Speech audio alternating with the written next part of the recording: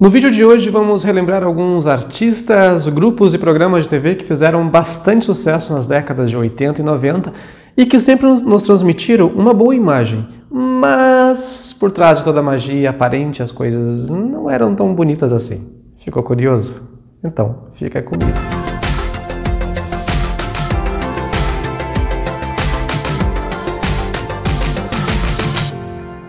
Olá, bem-vindos à Olha TV. Aqui no canal eu costumo falar de coisa boa, de trazer as boas recordações da nossa infância ou apresentar algumas coisas que foram muito legais de quando você ainda nem tinha nascido.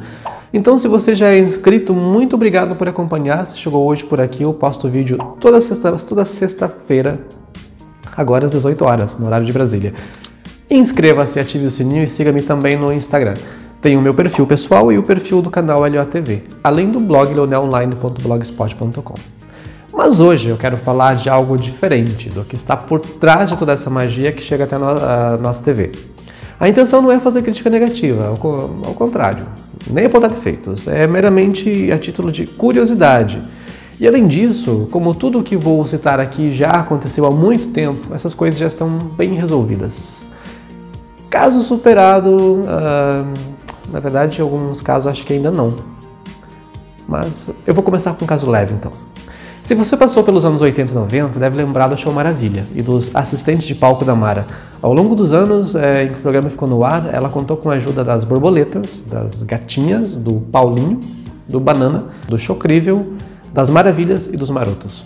Paulinho era o maquinista do trem da Mara, que a Mara usava para entrar e sair do cenário, lá no Show Maravilha. Ele ficou na função desde a estreia do programa até o final de 1989. Em 1990 o trem já não fazia mais parte do cenário e surgiu o Grupo dos Marotos. Então, ele que já era um adolescente integrou o grupo, além de auxiliar a apresentadora no palco. Eles gravaram também uma música para o álbum Show Maravilha. A intenção parece que também era que eles fossem uma boy band. Em uma matéria feita pelo site UOL em 2015 com alguns dos ex-integrantes do grupo, os rapazes disseram que Mara sempre teve um temperamento difícil. Não diga, era muito perfeccionista. Eles que tinham por volta das 14, 15 anos mais ou menos, tinham muitas obrigações e eram obrigados a passar as coreografias sozinhos, aos olhos de todos os outros, se errassem alguma coisa durante os ensaios. Apesar disso, parece que ninguém guardou mágoa, né? Porque a matéria foi feita quando a apresentadora estava participando da Fazenda, lá na Record, e todos faziam votos para que ela vencesse a competição, ainda que o seu temperamento fosse um fator que poderia prejudicá-la no programa, era o que eles tinham observado na época. E passar por situações difíceis não era exclusivamente coisa dos marotos, porque quando eu fiz um vídeo sobre os angélicos, o Angélico Daniel, que foi um dos que ficou mais tempo no grupo, comentou dizendo: "Obrigado por relembrar as coisas boas." Ou seja, para nós chegam basicamente as coisas boas. O Grupo Ruge foi formado em 2002 no programa Popstars no SBT. Foi uma proposta que mexeu com o sonho de muitas meninas, muitas mesmo, das quais 30 mil se inscreveram. Inclusive a atriz Marjorie este ano, apenas 5 foram escolhidas. A Fantine, Luciana, Karen, Aline e Patrícia, que mais tarde mudou o nome para Ali Martins. Desde então até 2006 elas gravaram 4 álbuns e fizeram muito sucesso, principalmente no começo do grupo. O primeiro vendeu mais de 2 milhões de cópias e o segundo mais de 1 milhão, mas as meninas não recebiam proporcionalmente as vendas. Depois do segundo álbum, Luciana, descontente com o grupo, deixou o quinteto. Ela poderia ter aproveitado a fama que adquiriu com o Ruge para se lançar em carreira solo, mas pelo rompimento ela assinou um contrato que a obrigava a ficar afastada da mídia por 8 anos.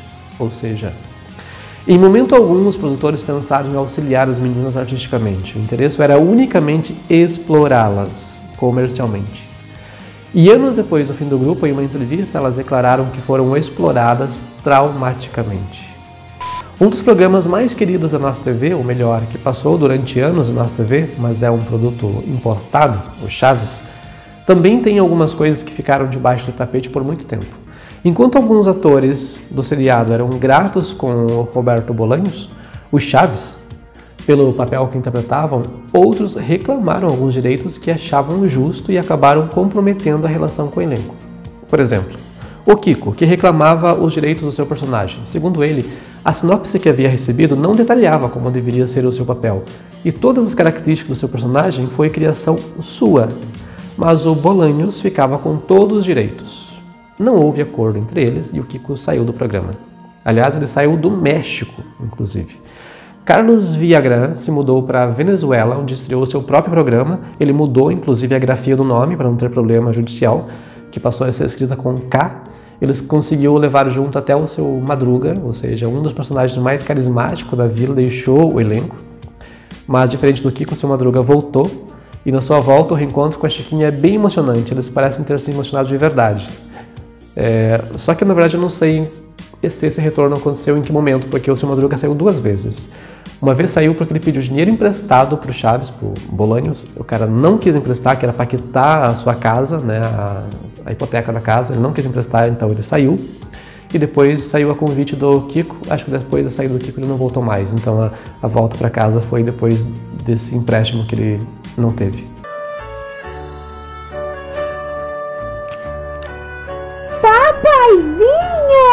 Chiquinha, minha baixinha linda, como você está? E a própria Chiquinha saiu também. Ela conseguiu registrar o nome da personagem em seu nome, ou seja, ela fez a mesma coisa que o Kiko. Só que o Roberto Bolanhos ficou bem chateadinho, porque as patentes, as marcas, né, que são registradas, valem por um tempo, depois expira.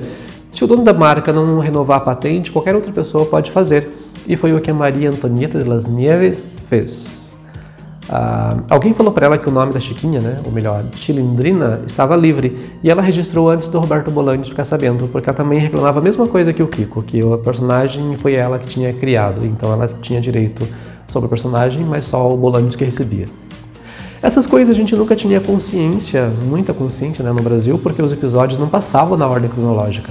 Então, tudo bem que um dia ou outro não ter a Chiquinha, ou não ter o Kiko, ou o seu Madruga, e no lugar deles o Bolanhos colocava outros personagens. Por exemplo, no lugar da Chiquinha entrou a Pops, que era interpretada pela Florinda Mesa, intérprete da Dona Florinda. No lugar do Kiko, o Nhonho passou a ter mais protagonismo. E no lugar do seu Madruga, a avó da Chiquinha apareceu, que era interpretada pela própria Chiquinha, e tem também o carteiro, né, o Jaiminho, que apareceu lá. Uma trupe um pouco similar como essa no Brasil passou por algo parecido, os Trapalhões. Tal como no Chaves, as melhores piadas tinham que ficar com o protagonista do grupo, no caso os Trapalhões era o Didi. Os outros não estavam lá para fazer graça, eles só tinham que dar suporte às piadas do bonito. Em 1983, quando a Xuxa estreou no cinema, ela fez uma pequena participação no filme O Trapalhão na Arca de Noé. Nesse filme só tem o Didi, porque o Dedé, o Mussum e o Zacarias gravaram outro filme intitulado Atrapalhando o SWAT. Os três, que não concordavam com várias coisas do grupo, deixaram o Renato Aragão sozinho, mas depois voltaram. Tanto no caso do Chaves como no dos Trapalhões, um dos problemas que gerava desconforto entre o elenco era a diferença de remuneração entre eles. Em meados da década de 1980, o grupo Menudo, de Porto Rico, fez muito sucesso no Brasil, quando atingiu o seu apogeu aqui no país. O quinteto era formado pelos então adolescentes, né? O Ray Reyes, o Rafael Rosselló, Charles Massot, Rob Rosa e Rick Martin.